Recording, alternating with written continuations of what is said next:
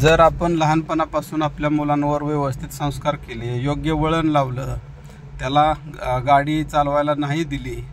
आणि त्याचे मित्र कोण आहेत, तो काय करतो, तो कुठे जातो, त्याच्या बाहेर जाण्याच्या वेळा कोणत्या, तो बाहेर गेल्यानंतर काय करतो, या गोष्टी जर आपण व्यवस्थित जर पाहिल्या तर आपल्या कुटुंबावर अशी दुर्दैवी वेळ येऊ शकत नाही। कारण या अग्रवाल कुटुंबाची पार्श्वभूमी अतिशय धनाढ्य कुटुंब होतं, अतिशय श्रीमंत कुटुंब, पण मुलाच्या हट्टापायी मुलावर संस्कार न केल्यामुळं आज संपूर्ण कुटुंब तुरुंगात गेलं आणि त्याचप्रमाणे पोलिसांना त्याला त्रास होतोय, डॉक्टर तुरुंगात गेलेत, चौकशी समिती नेमली